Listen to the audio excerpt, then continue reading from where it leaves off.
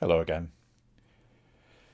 Captain Tom has been in the news again, but this time because he has died, having contracted COVID.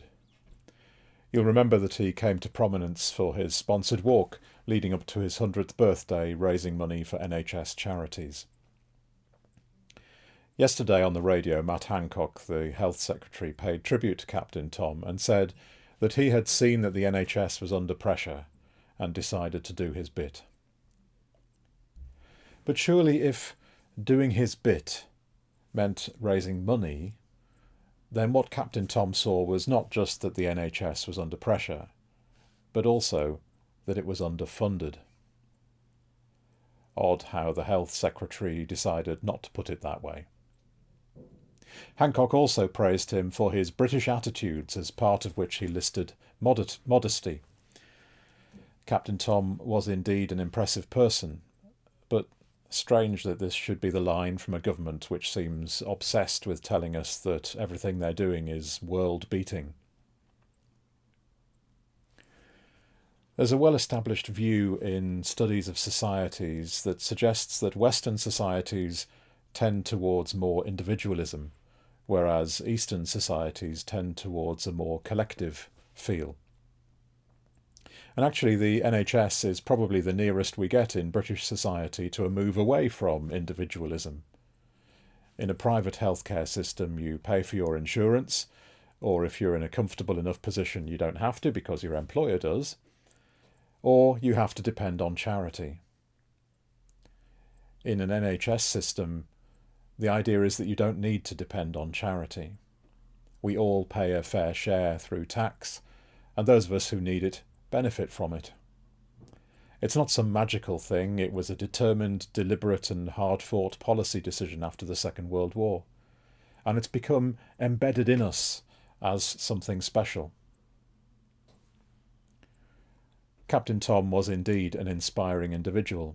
His exploits took off in the media in a way other people's haven't, perhaps because of his age, perhaps because the military took an interest because of his background, and so he could be cast as a British hero in a way that not everyone who did similar things could be. The government and the Daily Mail are making noises about a possible statue of him.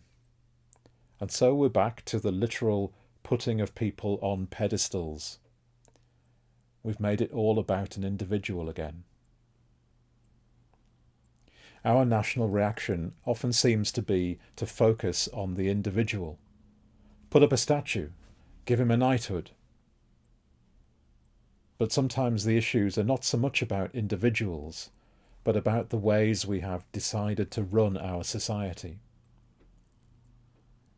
In fairness, Captain Tom was not raising money for the core work of the NHS, but we do find it easier to give money to an NHS charity than to pay more tax to fund the NHS better. By contrast, it really felt to me that the government were surprised when Marcus Rashford continued criticising them after they'd given him an MBE. It felt as if they'd hoped that the award would shut him up. But Rashford is doing his bit by campaigning to change the structure, the way we've decided to run our society. And that is more dangerous to the people in power. It is not in the interests of the people in power to question the system. Much better to keep everyone's focus on the individual, encourage clapping, and give awards and put up statues. But let's not change the way we do things. It's the model which celebrates philanthropy, which in itself is good, but it means that the only people who get to choose where money is spent are the rich. It is possible to praise Captain Tom as well as criticise the response to him from those in political power, and I hope it's clear that this is what I'm doing.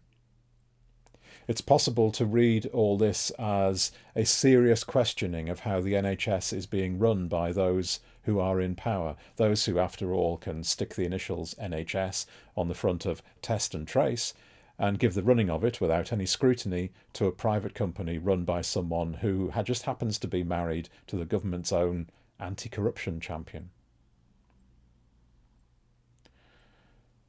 It's often worth stepping back from our socially conditioned tendency to see things in individual terms and wonder how else things could be read.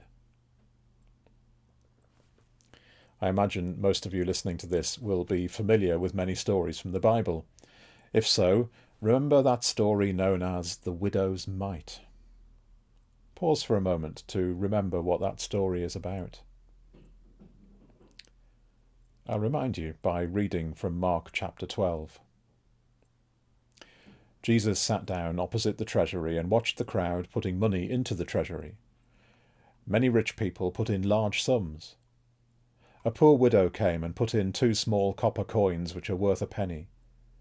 Then he called his disciples and said to them, "Truly I tell you, this poor widow has put in more than all those who are contributing to the treasury.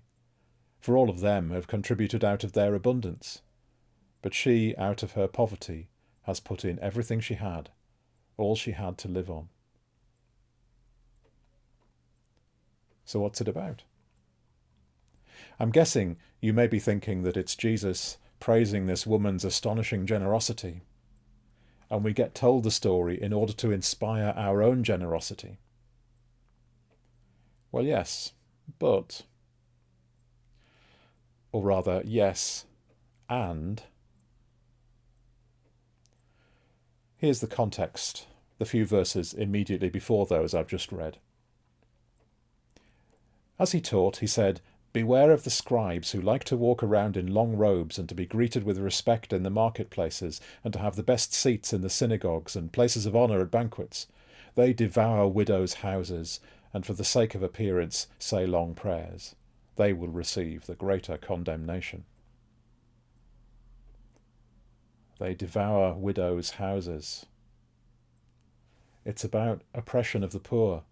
Yes, Jesus might be praising the widow, but he's doing that in a context of complaining that the way the powerful of his day had chosen to run their society had meant she only had that much to give. It's a very Christ-like thing to ask the question of what's in it for the powerful,